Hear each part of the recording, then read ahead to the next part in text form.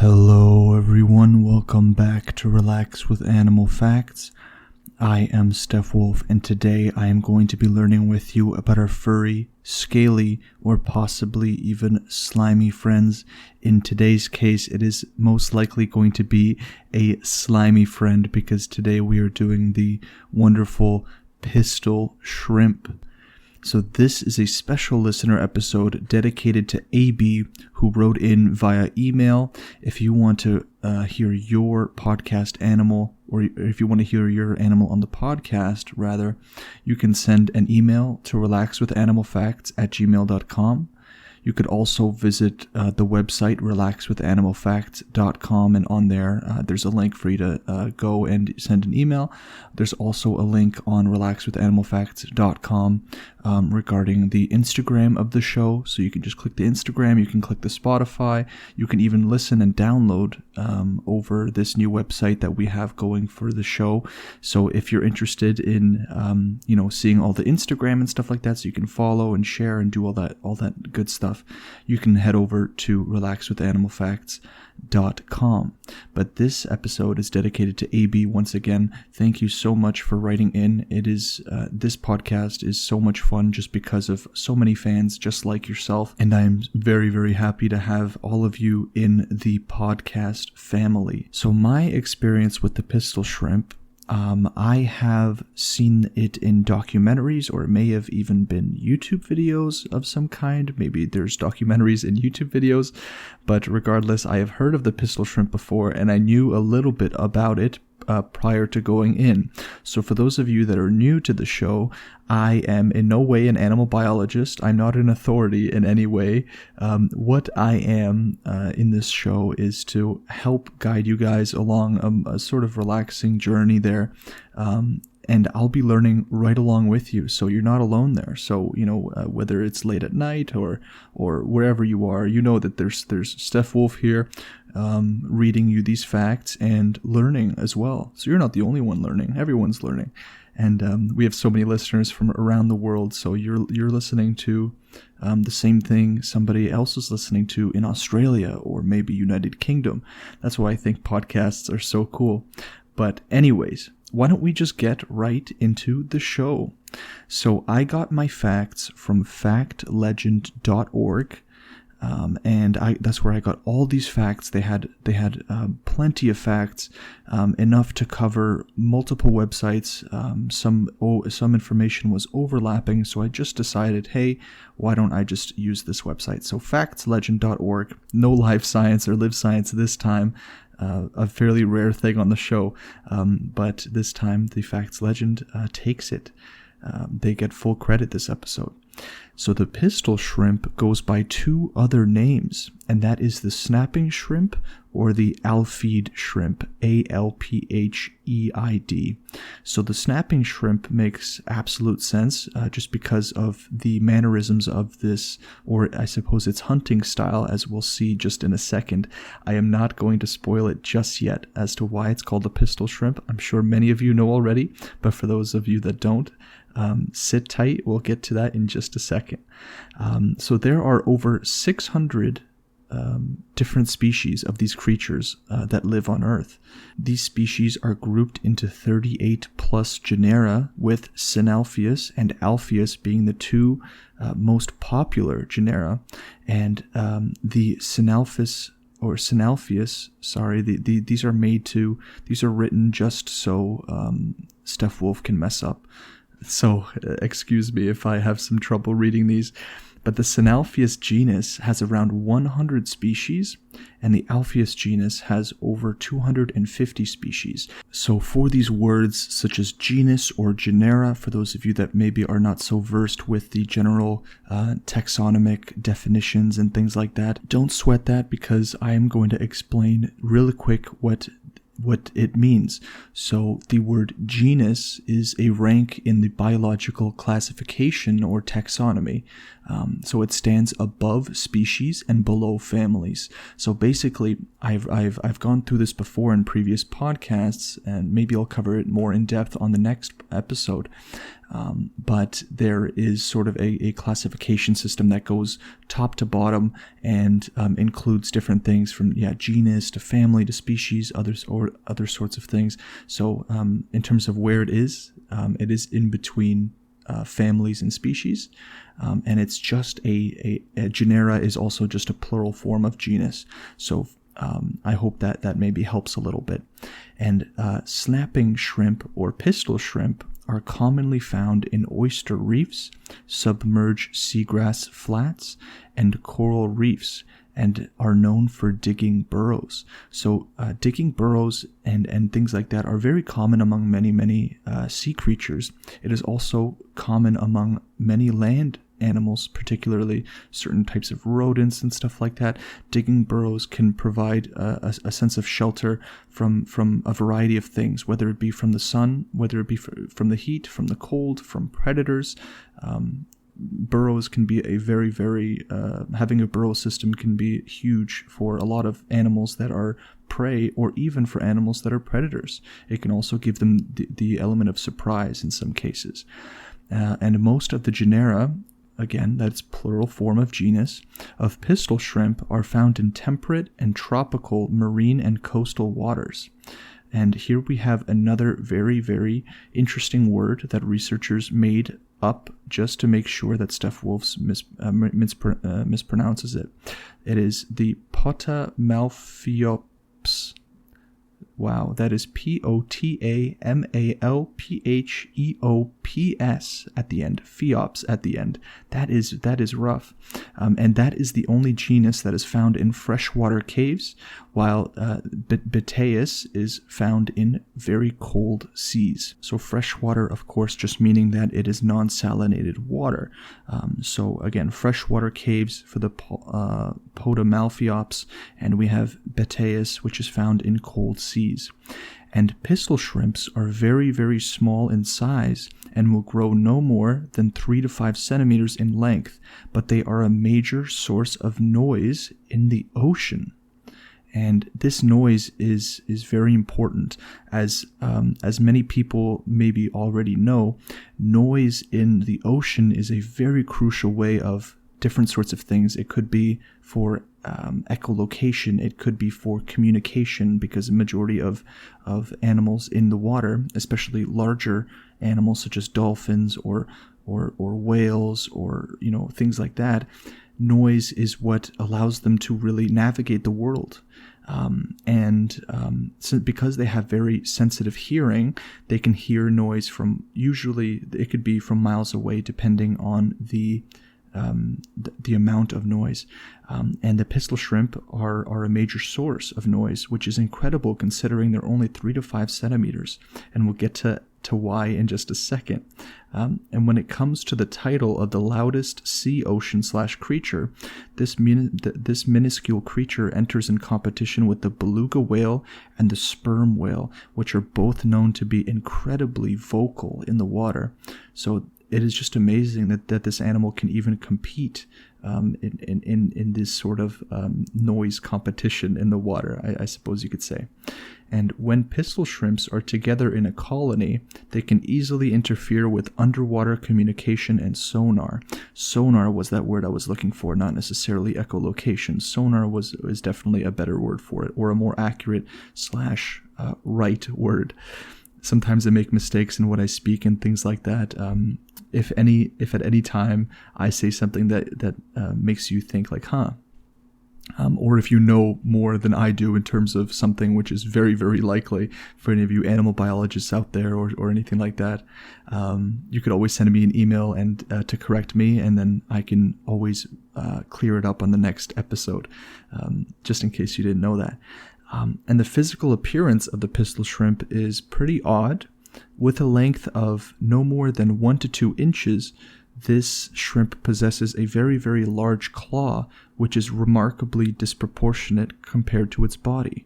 And there is no specific arm on which the claw may appear. It can be found on either the left or the right arm. So I suppose being left-handed or right-handed would be really interesting.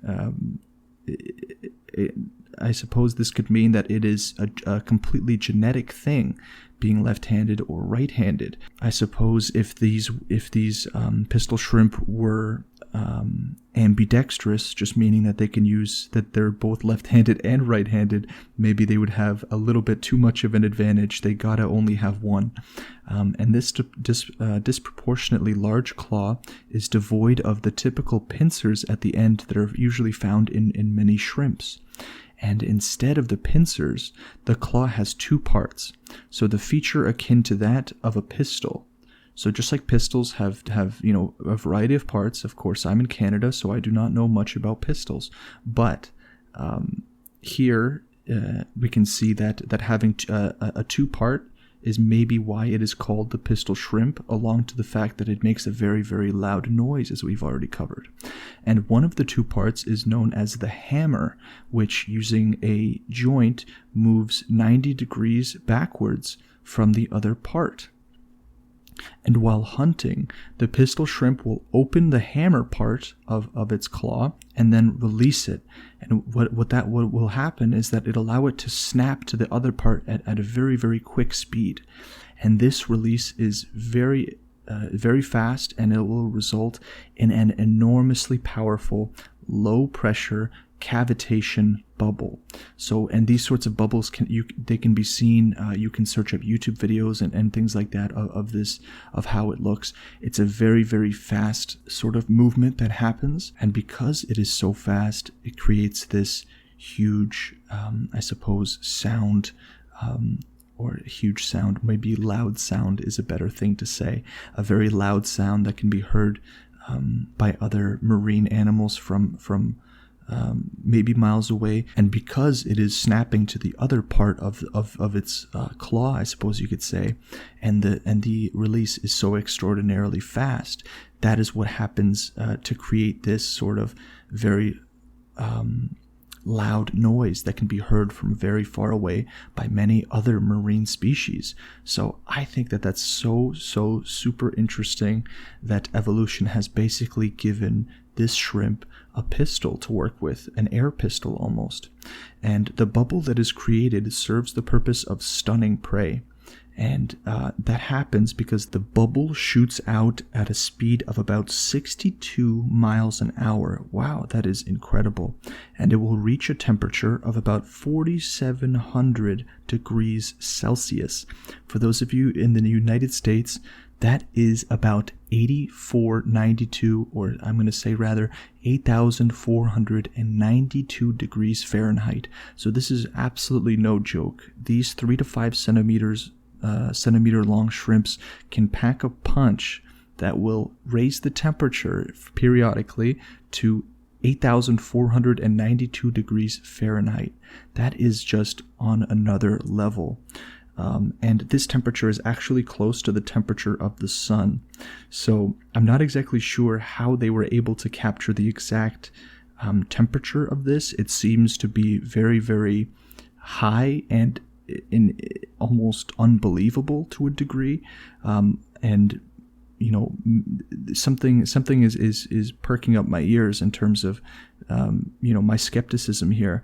4,700 degrees Celsius, close to the temperature of the sun, produced by a 3 to 5 centimeter length pistol shrimp.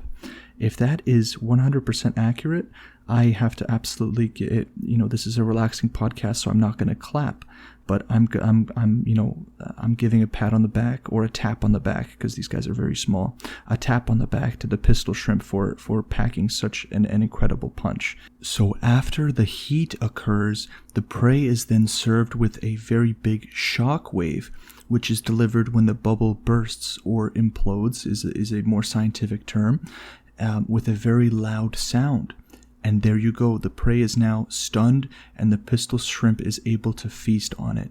So stunning prey is a huge thing for the pistol shrimp, because otherwise it would have a much harder time, of course, feasting on things. But luckily, nature or evolution, whatever you want to call it, has given this shrimp the ability to punch its prey until it is stunned. Well, it's not. It's that implies that there's more than one punch, but really, this is a one-punch knockout.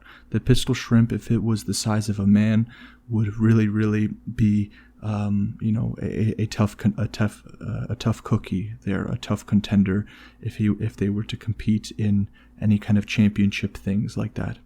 And as the bubble reaches the temperature of 4,700 degrees Celsius, the event is termed as sonoluminescence. Sono usually is referring to sound and luminescence referring to light. And a very intense flash of light will be produced due to sonoluminescence for a very brief period of time. And this flash of light will last for 300 picoseconds to 10 nanoseconds. Don't worry about those conversions, guys. They're not necessarily that important, but what we do know is that it is a very short amount of time, and it will make the flash of light basically invisible to naked eyes. A picosecond is actually a trillionth of a second, so none of us are going to pick that up. We would need very fast cameras to be able to even capture a glimpse of that. So this is just super cool. I'm learning so much about these little guys. And the entire line of events, starting from snapping of the claws to the bursting of the bubbles, takes place within 300 microseconds, and scientists studied the whole thing using a very high-speed or a super high-speed camera capable of capturing 40,000 frames per second. So, which is amazing. I love the fact that we now have technology in cameras to be able to capture things like this. We wouldn't even know there was something that this would be occurring, the sonoluminescence thing occurring in the animal, if we didn't have this sort of technology. Because just using our eyes, we would have a tough time, of course, discerning, trillionth of seconds. So there we see just how exactly the progression of technology can further our understanding of everything around us, with cameras and stuff like that. And the sound produced by the bursting bubble reaches 218 decibels, which is louder than the sound produced by a gunshot, which is loud enough to break glass jars with ease. So this is just absolutely incredible. The pistol shrimp is definitely taking the cake for one of the most interesting and amazing animals that we've covered so far. The fact that they can break glass jars with a punch and they're this small is just, wow. I don't want to overuse the word amazing, but it is really that. And the sonic blast produced by the pistol shrimp is capable of breaking glass, and hence it is risky to keep the shrimp in an aquarium, which I would absolutely understand. Although I don't know what, if you wanted to have the pistol shrimp as a sort of companion, as a pet, what exactly you would do. Would you put it in I suppose you would have to put it in a pond somewhere, aquarium, so nothing with glass, nothing that is very thin, I suppose. So if you're going to get a pistol shrimp, don't get a little aquarium that it will just burst right through. And pistol shrimps often are found living in colonies of over 300. There is one queen in the colony, which will possibly have only a single mate, and the colony will consist of male members mostly that will serve as soldiers. And a pistol shrimp can lose its snapping claw over time. So this is when the smaller claw of the other arm will grow into a snapping claw, and the lost limb grows back into a smaller claw. So it sort of switches them when it needs to, which in terms of evolution and in terms of animal biology and physiology must be a fairly grueling task, or a taxing task, I suppose you could say. I would believe it would take a decent amount of energy for this to happen. Similarly to animals that, for example, regenerate limbs, right? And pistol shrimps have been found to display symbiotic relationships with goby fish, which are fish known for their very powerful eyesight, as opposed to pistol shrimp's poor eyesight. The relationship is that of building the home and protecting them from danger. And the pistol shrimp will build and tend the burrow, while the goby fish, with its good eyesight, will warn the shrimp of possible distant threats with a characteristic tail movement. Now, this is sort of interesting. I don't know how accurate this is necessarily, but if this is true, that is very cool that this sort of symbiotic relationship. Symbiotic is just a very fancy term, just meaning that these two animals are both benefiting from the interaction instead of it being a parasitic relationship in which one person is benefiting and the other one is actually at a detriment of the relationship.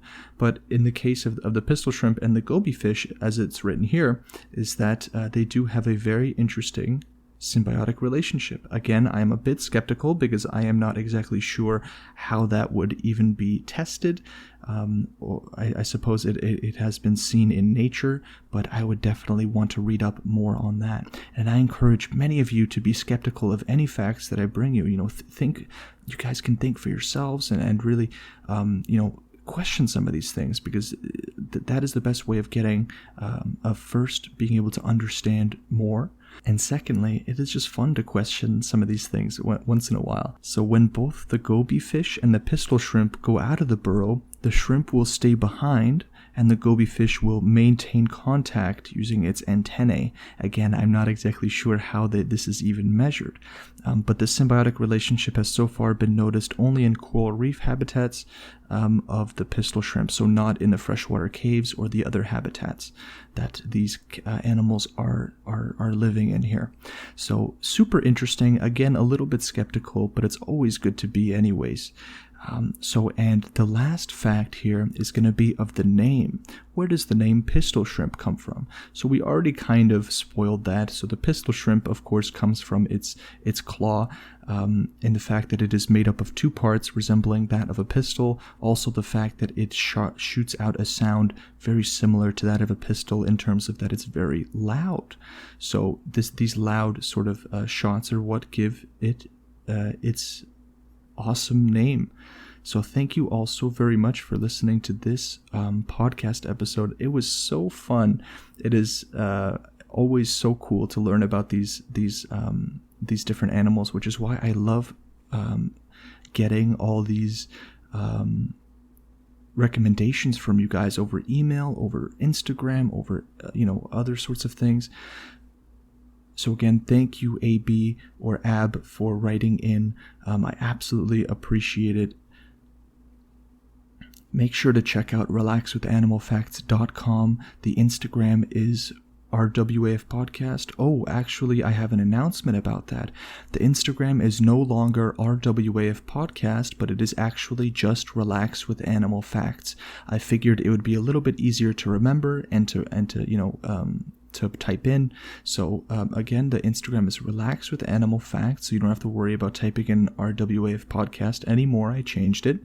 If you're ever unsure, you could always go to the website, relaxwithanimalfacts.com, and there you can just click straight on the Instagram little icon there, and it'll take you to the Instagram, and there's other sorts of things like the Spotify and stuff on there, so make sure to check that out. If you're on Spotify, following makes a huge difference. If you're on Apple Podcasts or anywhere else where you can rate podcasts, it is super, super helpful to the show if you listen via those apps to leave a rate, leave a 5-star review, and say some nice things about what you like about it, or anything you want to say about the podcast. It's all welcome, because Steph Wolf needs to get better as well. So I absolutely loved doing this episode. I hope all of you have a fantastic day or night, and I will see you on the next podcast episode with the next animal. Take care.